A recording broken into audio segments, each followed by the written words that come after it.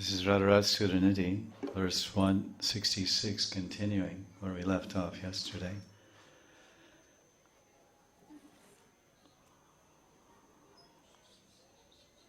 Alinde kalindi tatanava lata mandiragate ratamardudbhutta shrama jalabhara purnavapusha sukha sparshen Anmilita nayana yoshitamatalam Kadakuryam samvijana maha radha muravido.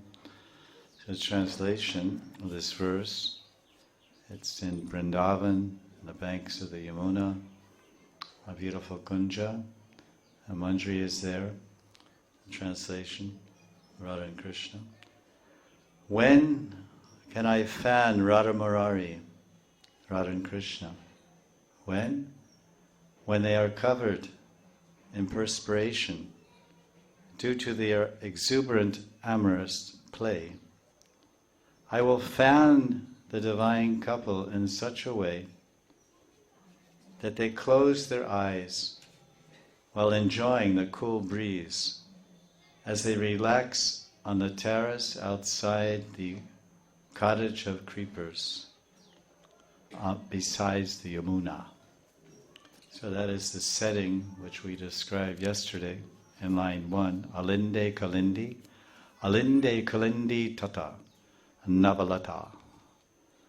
Alinde kalindi tata navalata mandiragate. Ngate, the divine couple, as a review, divine couple have gone to the Yamuna and they entered a beautiful kunja there, made of Madhavi creepers, the walls and canopy of the ceiling, and they enjoyed their intimacies, and afterwards they were refreshing themselves outside on the terrace, Alinde, and then the Manjari is rendering various services, which we'll hear about. So yesterday we discussed, just a small review, just the principle of how to meditate and think about and enter the pastimes that are depicted in individual verses of Shastras describing Radha and Krishna's pastimes. How we think of where is it, who is there, am I there alone with other Sakhis and Manjaris, or are there many there, and what is the Seva required, where is it, who, what, when, these things. So in the second line it says, Ratam Ordbhuta Shrama Jala Bharapurna Vapusha, which means their vapu, their entire body, Purna Vapusha, their entire body is bhara. Bhara is a Hindi word also. Bhara Purna Vapusha, their entire bodies are densely covered with Shrama Jala. Jala means, it's an interesting way they say, sweat drops in Sanskrit. Jal means water, and Shrama means exhaustion. We have that verse, Shrama eva hi kevalam, that what people are doing, the materialists, their activities, Shrama eva hi kevalam, simply only exhausting themselves. They're working so hard, and for what? What do they get at the end? They die and take another birth. No chance of liberation or even promotion for most people. Shrama eva hi kevalam. It's a verse like that, one line. Shrama, they're just fatigued and tired. So divine couple, there's Ratam or Udbhuta.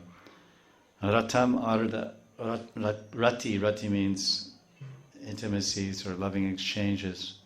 So they've concluded that, and now they're sitting on the veranda. So in line 2, we find out, first line 1 was where is this Leela taking place? Where is the Leela taking place and what is the circumstance? And then line 2, we hear that it's the divine couple and what is their condition. And every condition, every situation, Radha and Krishna require specific service for their pleasure and satisfaction. So the Manjaris and Sakhis Manjaris are very attuned to the need of the moment and very absorbed in the feelings of Radha and Krishna, especially Radharani, what she needs and feels and wants at that particular time in order to please Krishna. with the assistance of her Sakhis and Manjaris, who of course nourish the pastimes. That's told by Krishna's Kaviraj in Adi Lila chapter 4. He says that the pastimes of Radha and Krishna, they're complete in themselves, Purnatam, Purna Lila. But with the addition of all the thousands and thousands of Sakhis and Manjaris, they serve to nourish and increase and enhance the pastimes, make them more pleasurable, more satisfying. For example, husband and wife could get together and say, let's have a party. And they could have some type of party, but there's only two. But if you have some close friends, most people don't have too many, but you have some close friends, 3 or 4 couples, 6 or 8 devotees, couples get together, then they can have a Krishna conscious party, chatting and dancing and feasting and philosophizing and arguing and debating and whatnot, whatever they'll do. Or even just sporting or going somewhere. We're living beings, we have a variety of activities. They say that the Vaishnava sports are swimming and wrestling. I don't know how much wrestling goes on these days, but when we first joined Mayapur was the International ISKCON Mayapur Vrindavan Wrestling Festival. All the devotees, 1974, 75, Germany versus America. And we had our own devotee Olympics on the banks of the Ganga. Wrestling competition. Even sannyasis took part because things were not so uptight then. Nobody was a guru. Nobody was artificial. Everybody was just das. And Prabhupada was only the one guru. So the sannyasis were wrestling with the brahmacharis. But now it's like, I'm the guru, don't touch. and they would get pinned also by the brahmacharis. Boom. So those were good old days, no doubt. As Prabhupada said, those were happy days on 2nd Avenue. I must admit that the early 70s, with Prabhupada Sangha, Prabhupada Kesat, that was very happy days, no doubt, for Prabhupada disciples. Really nice, sweet days to remember. And look forward to in the future, in the Goloka, all be together again. So now the stars of the drama are introduced and they're coming in like a bang. Here they are. They're totally fatigued and worn out from a long enduring, loving exchanges. And they're relaxing. The fresh air outside the Kunja, on the banks of the Yamuna. It's very nice there. When we lived there in Seva Kunj, we used to go to Loy Bazaar, to the sabji market behind Loy Bazaar, and buy sabji to cook for Prabhupada every day. And it would be quite warm there. And as you walk down the street past Sham Sundar Mandir towards Damodar, it would get cooler and cooler. And when you go to the banks of the Yamuna, or out on the Yamuna, out where the Yamuna is flowing, it's very nice. It was like another Vrindavan. And Loy Bazaar side, and that's the big city, Main Street. It would be like, let's say, comparatively, 35 degrees. It's like a typical spring day in Vrindavan. When they go to the bank of the Yamuna, it'd be about 26, 24. 10 degrees, 12 degrees difference because of the Yamuna, Kalindi. And some breezes and some open area, no big buildings absorbing all the cement roads, absorbing all the sunshine. So the banks of the Yamuna are very refreshing. And now, I don't know, I don't even want to hear about it, but I've been here since 12, 13 years, 14 years. I don't know what happened to the Yamuna. I think Yamuna went on strike. There's no more banks even. There's no more banks, what to speak of Yamuna. They've gone crazy over there in Keshigat or something. Have you seen? Some bulldozers and I don't know, some crazy plan. I saw something on net, looks pretty dismal and Kali-ish, Kali Yuga-ish. At any rate, so here we are, and this is the introduction of the stars of the divine drama, Radha Govindaji and their Divya Leela. And in other words, who's present there? In terms of technicalities, this is called the alamban. There's 5 factors of ras. Of course, these are technical for us. Until we're at the level of bhava bhakti, we can't really taste ras in a true sense of bhava and prema. But we can. It's called ras appreciation. One person is an artist, and another person has studied art appreciation in college or whatever. So then when he looks at artwork, he can appreciate the technique, the bhav, the talent, the planning, the lighting, and all the things that the artist has incorporated in his good painting, because you have the eye to see. So similarly, we study the Shastras, Bhakti Rasamrita Sindhu and Ujjvala Nilamani, although the discussions therein seem like light years away from our own reality. What is our consciousness? What is our perception? What is our purity and level of attachment for Radha and Krishna? Admittedly, it's minuscule, no doubt. We're all struggling, neophytes on the path of prema. That's understood. And that was understood by Rupa Goswami also. He didn't write the book for genius premi bhaktas. He wrote the book. The books are written for us. They're textbooks. Prabhupada gave us part 1, Bhakti Rasamrita Sindhu. And Bhanu Swami is giving us part 2, and there are other translations also. If you're fortunate, you may come across them. Ujjvala Nilamani. And you can study and have some understanding of the Rasa Tattva and the ideas and the whole dynamics of Ras and the drama of Radha and Krishna's spiritual pastimes, which is very much parallel to movies or plays or dramas. There's characters, there's players, there's a stage, there's action, there's pathos and emotion, happiness and sadness and laughing and intimacies and fight scenes and all kinds of things in Krishna's Leela, just like a movie or a drama. But it's transcendental, it's called Divya Leela, and that's our goal, that's our Param Gati. What is our goal? To become a vacuum, to become a particle of light? Our goal is to become a dasi, a das or dasi in the spiritual world. Mostly in the Gaudiya Sampradaya, what we've read about, what we've seen and what we've met, is everyone is in dasi bhav, a servant of Radharani and Krishna. So everyone will have their personal place there and personal position.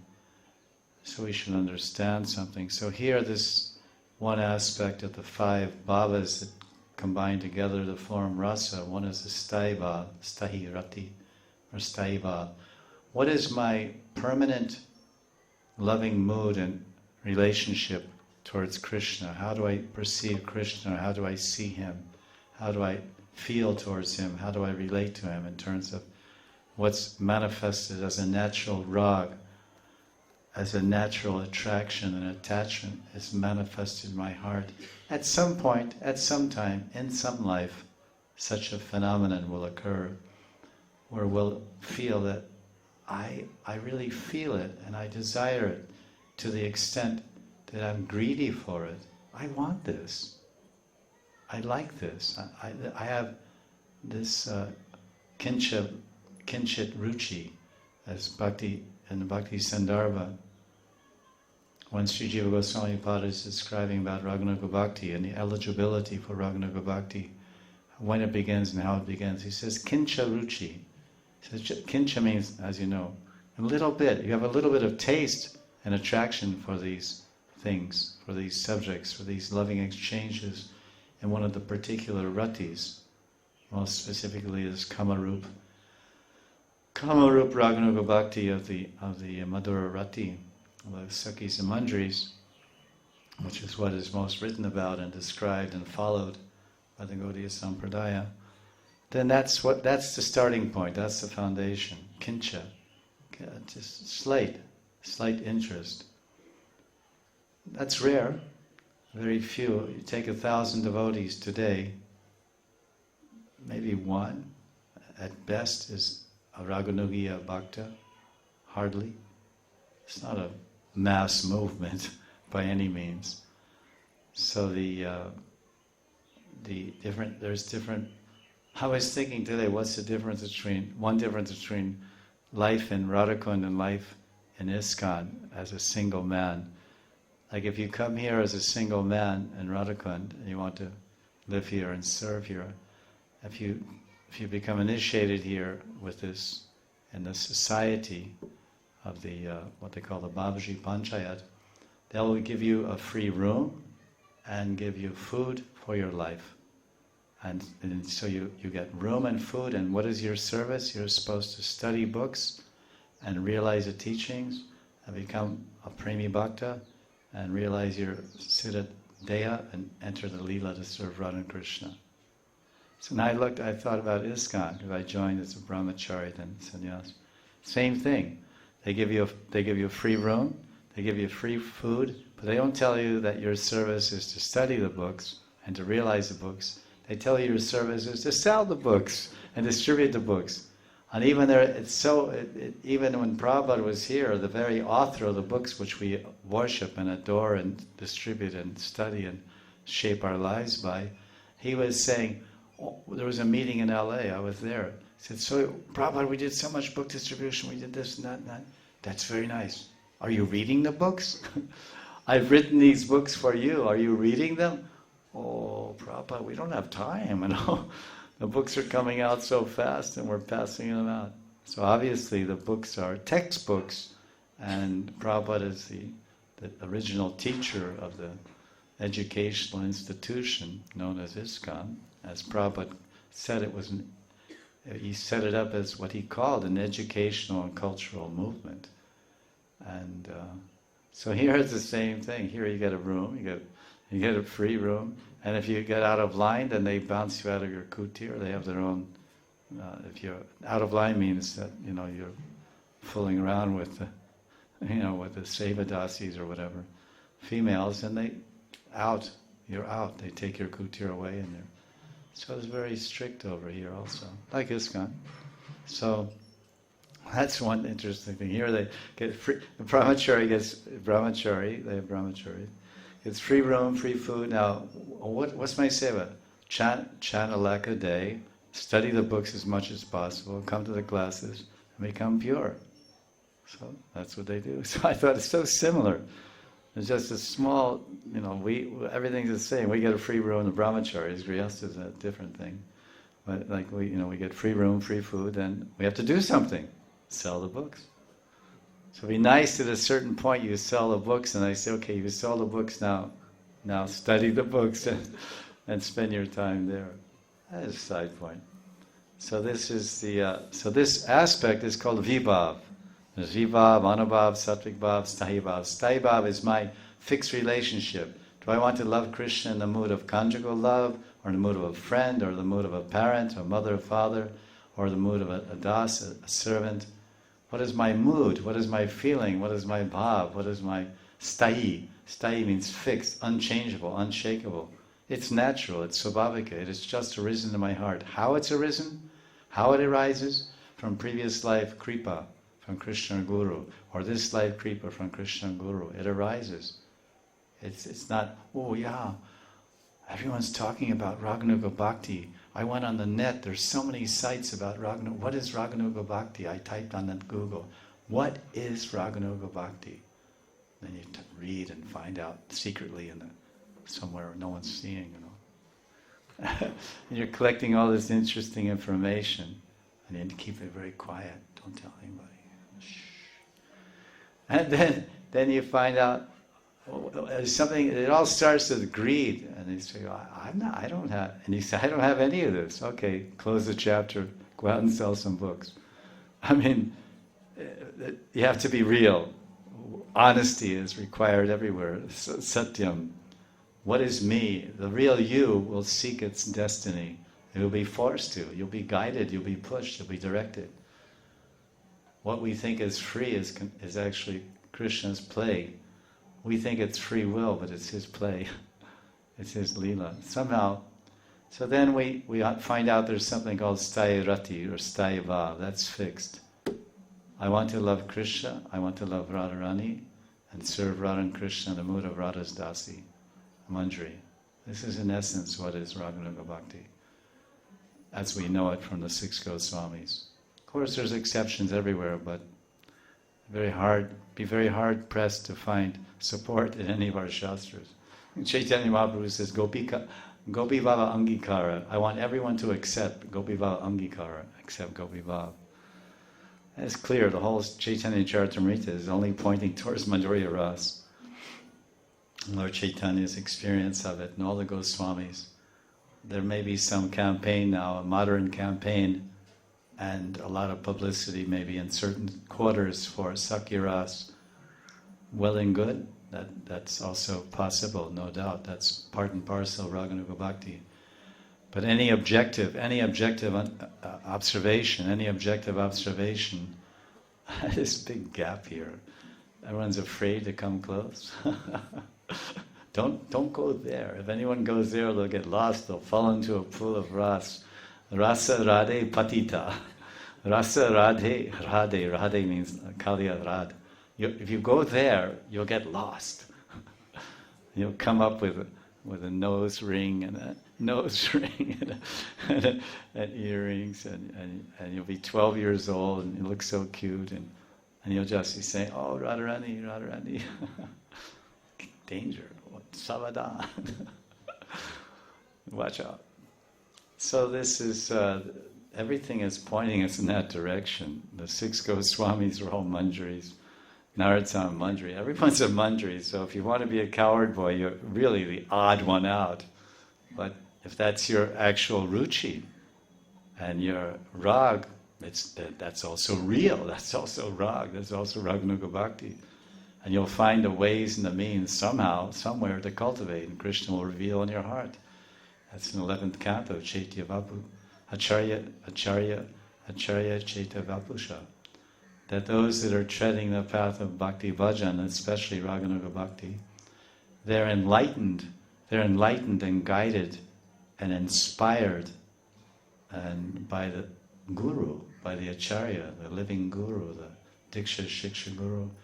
And they're also inspired by the Nitya Guru within the heart, the Chaitya Guru, Antaryami, God inside, but not lost. Not for us, we're all devotees. He's speaking to us because we surrendered to all of us. And we interpret in our own way. So your interest in Radha and Krishna, is that kalpana? Is that imagination? Is it a dream? Is it whatever it is? It's your great fortune. If you're interested in Radha and Krishna and worshipping them and loving them, and even that's great. Then if it's even more specific, and in terms of Manjari Bhav or Gopi Bhav, that's even better. And that's your wealth. That somehow that wealth has appeared in your mind and heart, and it's genuine. So don't let anybody dissuade you or discourage you. If they do, then just be quiet and privately practice. Because you know it's you. Somehow it's come inside of you, and you can't stop it. You can't. Rag means attachment, which means love. You can't stop the flow of love. So many marriages have happened that are socially unacceptable, economically unacceptable, family-wise, unacceptable to all parties except the lovers. The lovers are in love. One person's a Hindu Brahmin, the other person's a Muslim, Shudra. That's socially not acceptable. Families won't accept it. It's adharmic. It's everything wrong. And they want to stop it in every way they can, by tantrics, by this, by that, by intimidation, by fear. Every way they want to stop this marriage. Will they stop it? No. Because there's nothing that can stop a tidal wave. And there's nothing can stop genuine rag. When rag awakens in the heart, that lobha, that greed, no rules, no regulations, nothing can stop. You see the story of Bilvamangala Thakur. Bilvamangala Thakur, he wrote this Krishna Karnamritam and Govinda Damodar Stotram, which is so popular.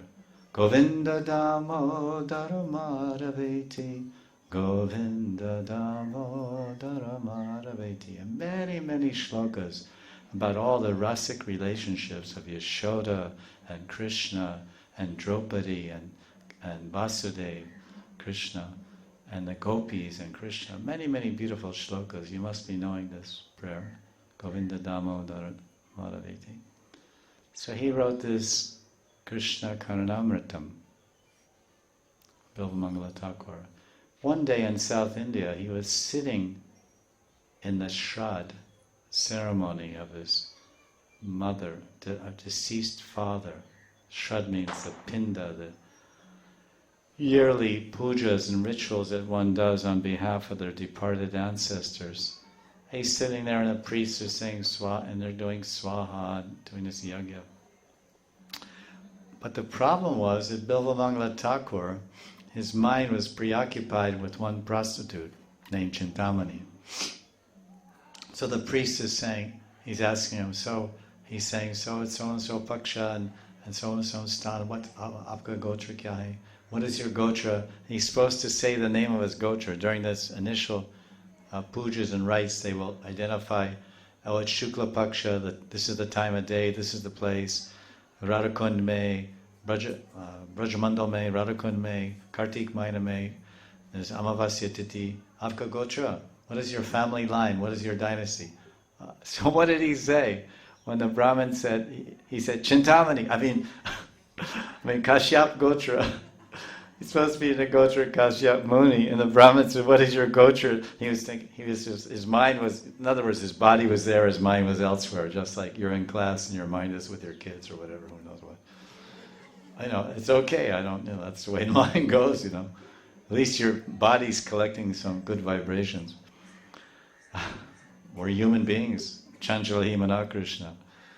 As Arjuna is confessing on behalf of all of us. Krishna, listen, you created us. I'm your creation, my dear Krishna.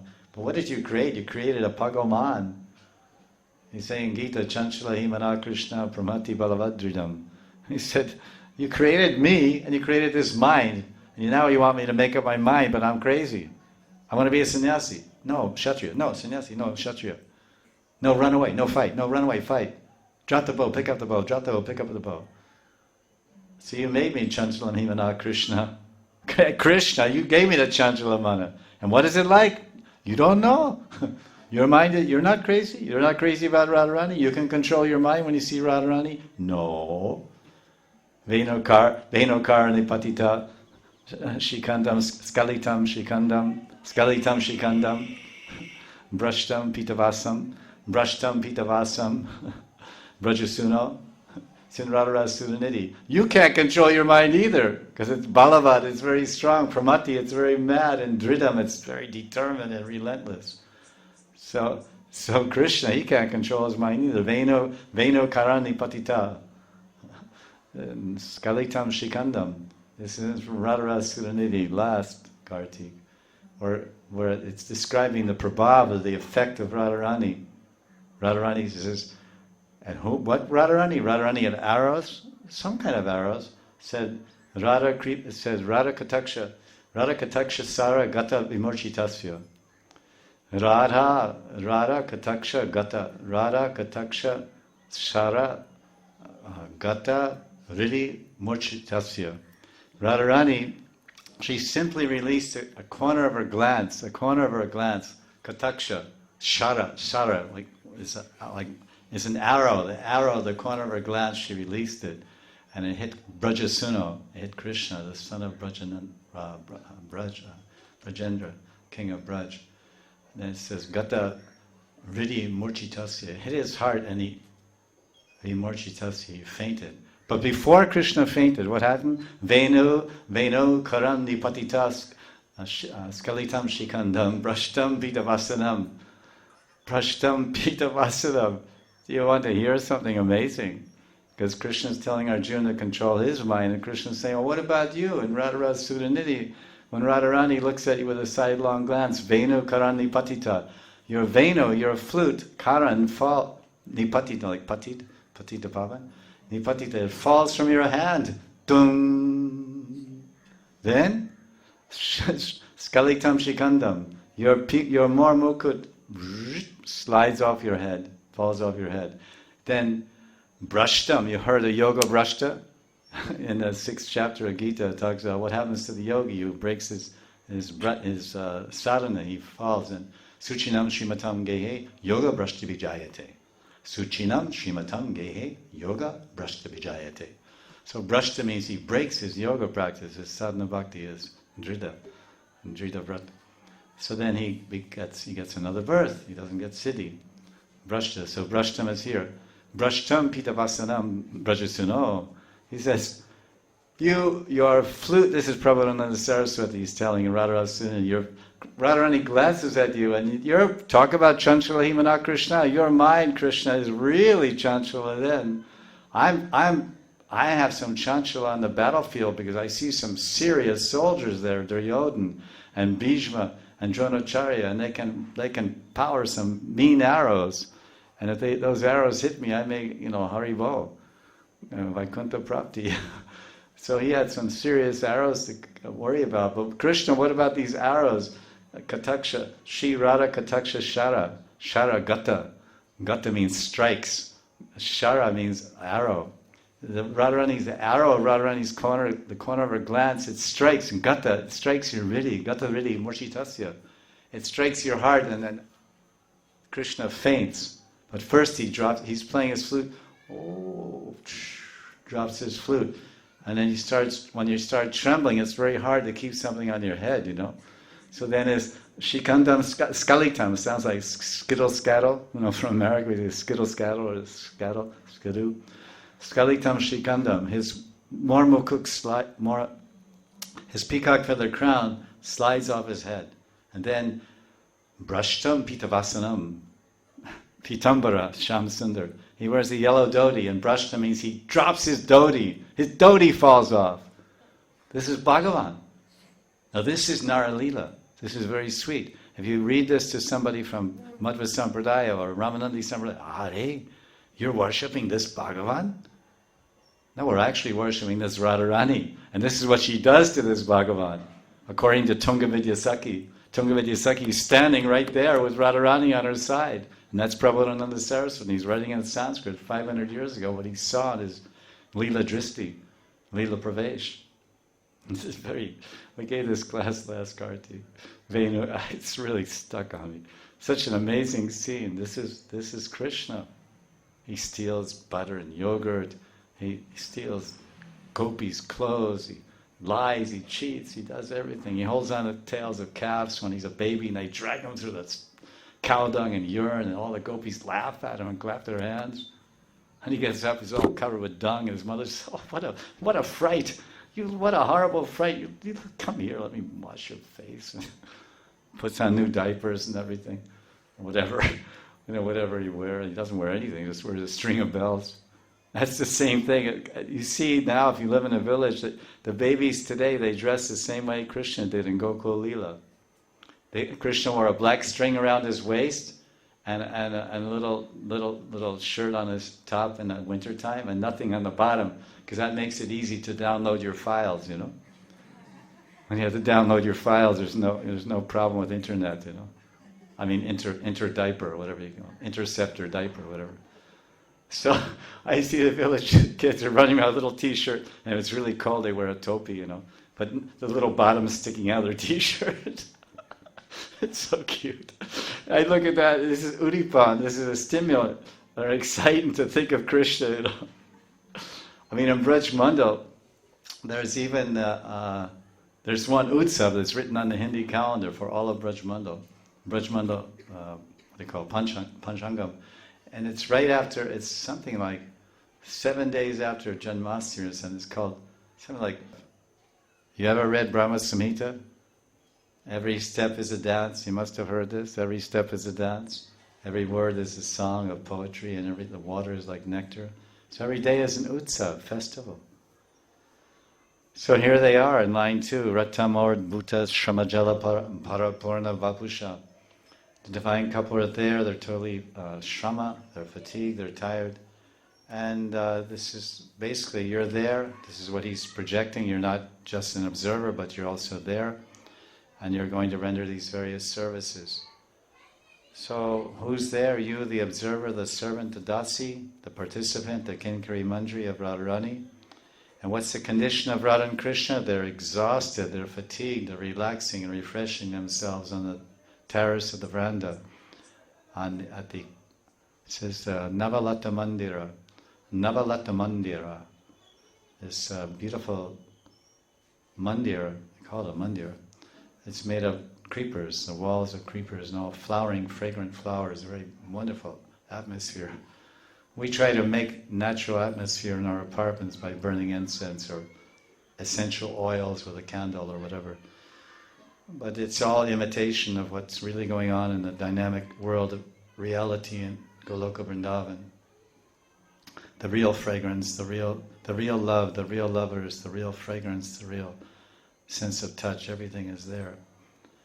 So they're sitting there, and so now line 3 tells what now the Vibhava is there, the Sthayi is there, Madhurati, and the object of Madhurati, that's the Sthayi Bhava, the heart of the sadhaka. He's in this mood of serving Radha and Krishna and their conjugal pastimes, and their Sthayi with each other as conjugal lovers, Priyaji and Priyatam. And now that's the Sthayi. The next bhava is a Vibhava. Vibhava has two. It's the place and circumstance, situation, and the exciting, stimulating factors to excite and bring about the feelings in the heart and stir them and rouse them and move them. That's called udipana. The word udip, ut means up, like we say uttam. Uttam means top, uttam. Or uto, in Hindi they say uto. Uto means rise, get up. Ut. So udit, like sudipta. So udipta means rising. The factors which make feelings rise and stimulate. Like there's Amavasya tonight, no moon in the sky, not very romantic. But come back in 15 days, the full moon is shining of the autumn season. Then you may think, maybe some romantic now, something romantic. If there's at least a drop of romantic sentiments within your softened heart, which would be assumed being a human being. We're not tigers. We're human beings. So this is the Udipan, the Chandra, Purna Chandra.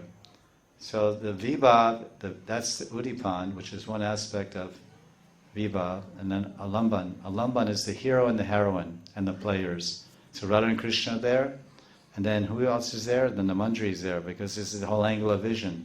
They're there. In this particular verse, unlike verse 260, which we discussed 2 days ago, there was a cooperation of Sakhis and Manjaris serving Radha and Krishna. And what we'll hear in the unfolding of this verse, there's only you and Radha and Krishna. Because oftentimes it's just like that. When you sit and do your puja, you're alone. You bathe your Thakurji, your Giriraj, your whomever. You bathe them, you dress them, you sing for them, alone. And or maybe across the hallway in some other apartment, some other grihastha, he has his deity or her deity, Thakurji, and they're doing their own puja alone. So it's that, this is the microcosm and that's the macrocosm. The microcosm means a small sphere, and that's the big sphere, the transcendental realm. It's individual and personal here, and Sadhaka Rup and Sadhaka Vesh. Krishna loves each and every one of us, and he has one form and one parakosha and one area for every one of us. So it's that personal, one-on-one. Love is always one-on-one. It's not like, I love my mother, but everybody, all the boys in town, she's the mother for everybody. It's not like that. It's one-on-one. So this is the situation here in this particular verse. He's indicating that you're there, and what are you doing? Sukha sparshena milita nayano shitam atulam. Shitam atulam. He's saying sukha sparshena milita. He says that, a very interesting way they describe by the touch, by the sukha sparsha nayano shitam atulam. Shita pain balm. Shita means cooling. We have in the Gita, Shito Shna Shukadukada. Machu Sparsham Majasparshasta Konteya, Shitos na Shukadukada. Ushna means sun, hot. Shita means cooling. So we have to tolerate the heat and the cold. This is in basic Bhagavad Gita, chapter 2. So Shita means cooling, Shita Atulam. So an incomparable Atul means like tulsi, tul means to measure. Atula means incomparably cooling breeze is appearing there on a terrace of this Navalata Kunja, where Radha and Madhav are reclining on the terrace. A very cooling breeze, and Sparshena, when it touches them, when that breeze touches their transcendental forms, then it says Amilita Nayano, Sukha. They feel very happy. You feel very happy by the touch of that gentle cooling breeze, especially when you're very, very hot. A cool breeze feels nice. And you go into a hot room in India, and the fan is not on, and it's a hot room, but you turn on the fan and just some breeze blowing on your head, you feel like, oh, I'm still alive. Because some touch of coldness may touch your face and head and keep your head from burning off or blowing off due to the heat. So this is what we find in line 3 here. There's some breeze, and then it tells who. Next line tells I'm doing that. So what's happening here is the Manjari is saying this is a wonderful service. Radha and Krishna are covered with perspiration from the intensity of their amorous affairs, and now they're relaxing. Right now what they really need right now is a cool breeze. So then the Manjari, the very attentive and expert, the Daksha, the Chatur Paricharini, the very expert Manjari, she's fanning so nicely, fanning Radha and Krishna to refresh them. So that's in line 3. And what the point I made here in the notes, I said this is the Kinkaris, Anukulya Seva. This is, of course, the principle of pure devotion. It should be favorable. Anyavilashi dashanyam jnana karmadhyanavritam anukulyena krishnanu shilanam bhaktirutama. Rupa Goswami Pad is telling in Bhakti Rasamrita Sindhu, what is pure devotion? This is right in the beginning. It's actually not even a shloka. It's a Mangalacharana. It's a Mangalacharana, verse number 11. And Prabhupada, they printed long ago, archives, they printed something called Vintage Back to Godhead of Srila Prabhupada, his early writings before ISKCON, in Hindi and Bengali. They're both inside the book. And when Prabhupada started Bhakti Rasamrita Sindhu, he began by translating verse by verse, word for word, as he did in the Bhagavatam, in Gita, verse by verse, word for word. And he was going through, his intention, his desire was to go through each verse, because before him he had already seen that his godbrother, Bhakti Hridaya Bhawan Maharaj, had published the Bhakti Rasamrita Sindhu, first wave, Purva Vibhag, Eastern Division. It's a blue book. It was published in 1969. But he was working on it in 1966, 68. And my Vaish Guru actually translated the Tikas, which I came to know. So he was, Prabhupada knew that because Bhawan Maharaj he knew him in Vrindavan. They were both living there together at the same time. And they would often meet together also. Little known to ISKCON in general.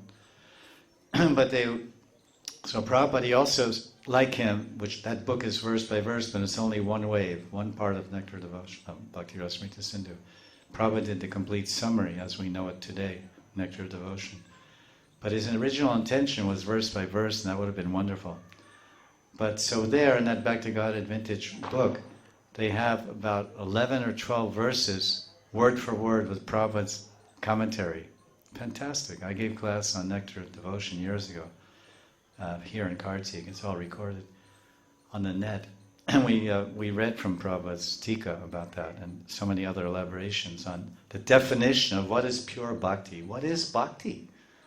We're bhaktas, we're following the tradition and the way of bhakti, the marg, the way of bhakti marg, the way of loving devotion. Ecstatic, it's supposed to be ecstatic loving devotion. Not static. Ecstatic. Static means you turn on the radio, you're trying to get some radio station. Oh, what's wrong here? Oh, there's a lot of static. this is a term we use in English, I don't know about Russia or whatever, a lot of static and interference and disturbance in the line here, and that's not I don't have can't get the, wait, oh there, that's good. And even have buttons, they have buttons to hold it on the place, toot, 88.7, that's it, So static and then dynamic. There's static. Static means not going anywhere, but making lots of noise. Making lots of noise, not going anywhere. Dynamic means Hare Krishna, also making a lot of noise, but going somewhere, because you're chanting attentively and you're chanting without offenses, and you're living a life without offenses. So then you're dynamic, but then hopefully the dynamism becomes ecstasy. So the dynamic expression and dynamic practice should become ecstatic devotional service. Static, not static. Static, dynamic, ecstatic. So we're striving, our prayojan, our necessity and our goal is ecstasy, and only that. What is the goal of every materialist? Ecstasy. How does he find ecstasy? That's his individual definition. Some people find ecstasy by lobha, pratishta, lobha, puja. Some people find ecstasy by those things, being the most famous, the most wealthy, the whatever, big sports hero. With the general class of men, they try to find their ecstasy in the relationship between man and woman. That's purported to be the highest available bliss and happiness in the material world. So we are ecstasy seekers by nature. That is the nature of the human entity. So coming into spiritual life, why should we settle for less? We leave a world that pursues ecstasy to enter a world that has no ecstasy? Are you cracked? You leave a world, the material world, which promises ecstasy as its reward, to enter a world which has drudgery as its reward, has hackneyed life as its reward, has unhappiness as its reward. No, it's not like that. It's an ecstatic, dynamic reality in which we are to enter into. So there, Radha and Krishna, you're there. So now in line 3, this is Anukulya Seva. The Manjari is fanning Radha and Krishna, but in such a favorable, because Anukulya, we said, Anyabi Lashita Shunyam Jnana Karmadya Navritam Anukulyena Krishnanu Shilanam Bhaktir Uchate. That pure devotion means that it's Anushilanam. Anushilanam means your behavior, your conduct, your speech, and all your actions are done for Krishna. Krishna Anushilanam. Your character, your conduct, your behavior, your thinking, your feeling, your willing, your chanting, your hearing, your remembering, all for Krishna. Krishna. And then Anukulyena is done. Anukulya means favor. Pratikula and Anukulya. These are the part of the surrender also. Anukulyena sankalpa, pratikulyena varjita. So varjita means to reject, to throw away. Pratikul, that which is against Krishna, against his service, and against his happy mind. Anukulya means to make Krishna's heart sing, to make Krishna's face smile, to make Krishna happy. This is bhakti. Are we doing bhakti in such a way that Krishna will smile and be happy? This is Anukulya. So the Manjari, she's doing Anukulyena Seva. Kinkari's Anukulyena Seva, which is indicated by the words of this verse, because you can now you can serve prasadam, blop, blop, blop, blop, blop, very haphazardly, very unmindfully, without any feelings, plop, plop. I can remember so many times getting my spoon of oatmeal in Los Angeles dropped on my wax paper, and it splatters up on my dhoti. Or what to speak, I'm on my karmic clothes, I'm going to the airport to sell books in 5 minutes, and my pants are covered with oatmeal. Thanks a lot, Bhakta Joe. Really appreciate it. Very sensitive, careful, caring service. So it's not what you do, it's how you do it.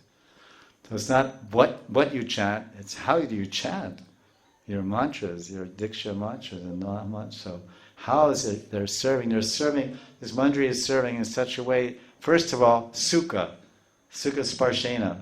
that the touch of this wind is very nice. It's not too forceful fanning. It's not too gentle. It's not too forceful. You ever hear of a ceiling fan? Speed 1, 2, 3, 4, 5.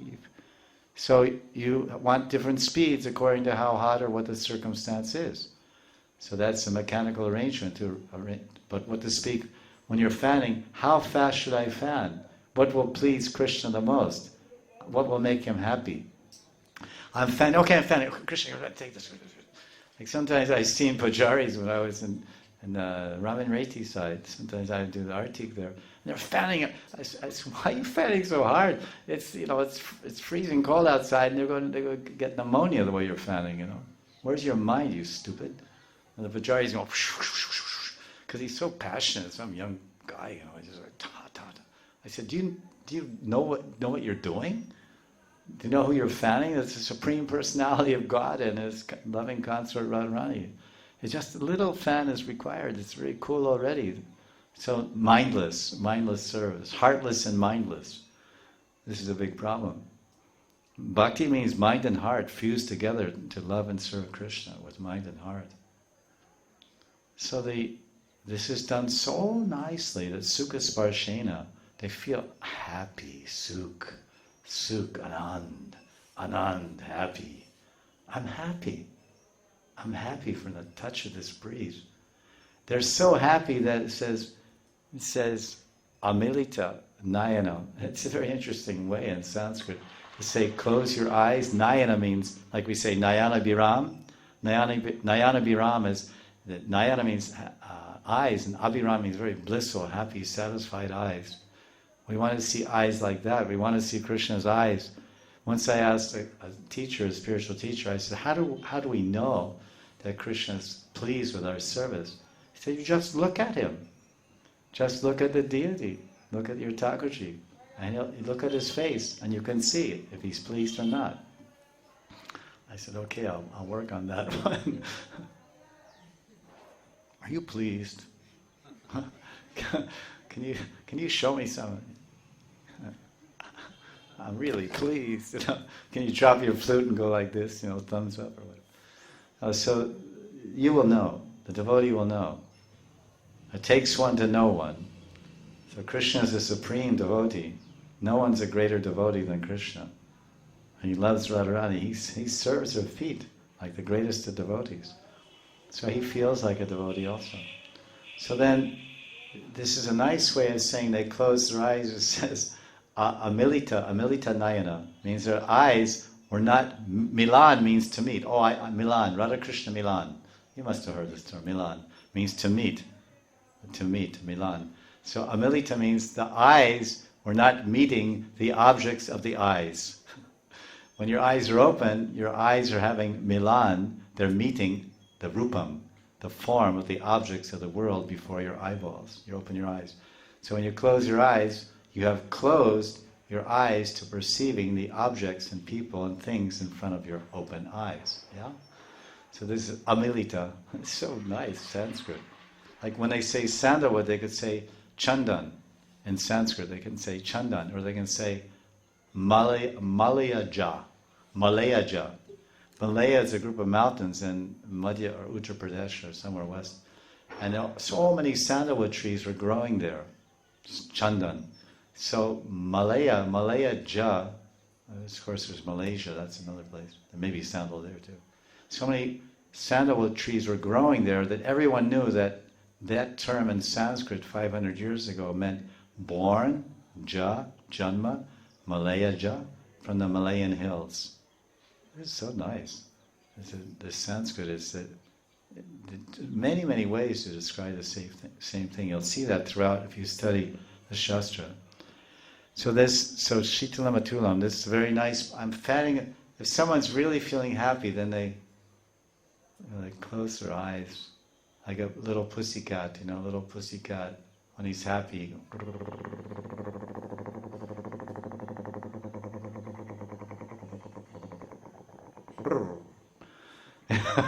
You pet him and he closes his eyes, and I don't have a pet cat, but we grew up in a farm and we know about Everybody knows about these things.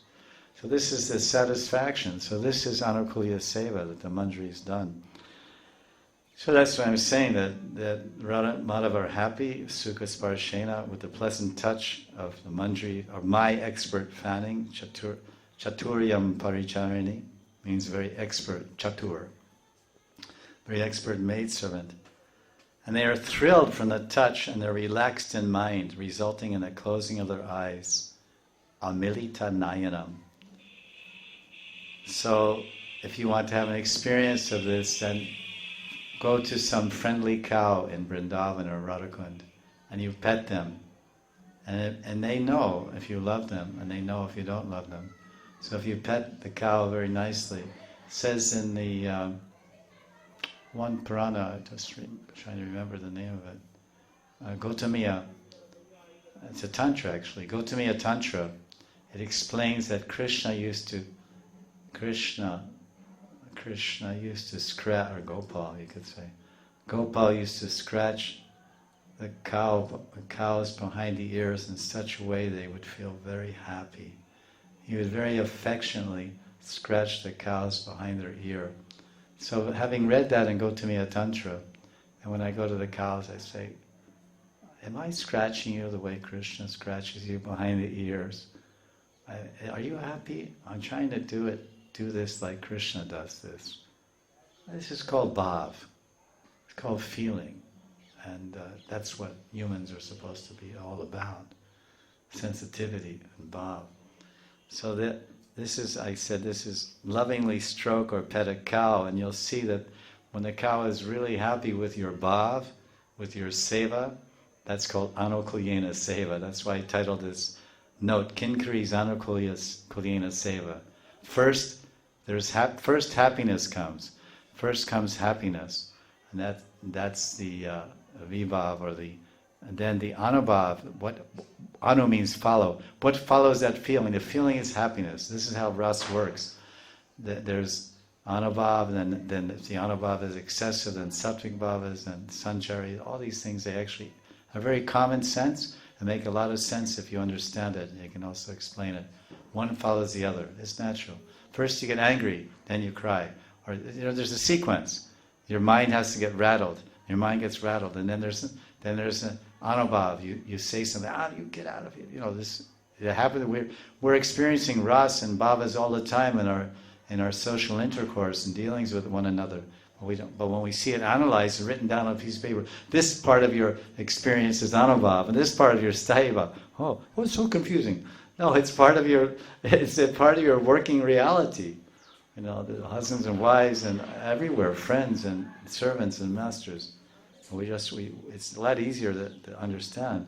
So this is the symptom of this is Anukulya. First, the feeling comes, the sukha, the feeling. This comes in the hero and the heroine. It says here, sukha sparshena. They're happy from what? From the touch, sparshena, sparsh. From the touch of what? From the shitala tulam, the incomparable cooling breeze generated from your chamara as you're fanning them on the terrace.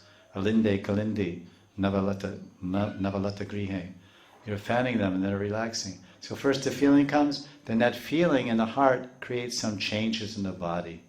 First the bhav of sukh, happiness, and then that bhav, anubhav, following that bhav is a change in the body. And in this case, the eyes close. And you start purring. This is nice. Just like a very hot day, you go to some cool lake, Kadamba, Kusum Sarovar, and you go inside. Or you're on Brajamandal Prikrama and you're going all these places, so hot. Okay, now at the end of Prikrama, because whenever I led Prikrama out for ISKCON and Vrindavan, I always ended up with snan. We arranged it so we'd always end up somewhere taking a bath, Prem Sarovar, Radhakund here, whatever. So I said, okay, then we get to Prem Sarovar at the end of a hot, one of those hot, dusty, bumpy bus ride days in Vrindavan going to visit Leela Sthalis. You must have all experienced it, yeah? Then, this is Prem Sarovar, everybody, dive in for the Prem, and everybody dives in this ice cold water. Everybody's feeling so good, so happy. So this is what happens. This is how we should do our seva. It should be Anukulya, favorable, pleasing to the mind and senses, selfless, only for the happiness of Krishna, Radha and Krishna. So we're out of time, and we're over time actually, and we have a class ourselves to attend now, and maybe you do too. And tomorrow we'll hopefully finish this verse 166 and continue with this discussion about the wonderful glories of Sri Radha and her Manjaris. Jai Jai Shri Radhe, Jai Jai Shri Radhe, Jai Jai Shri Radhe.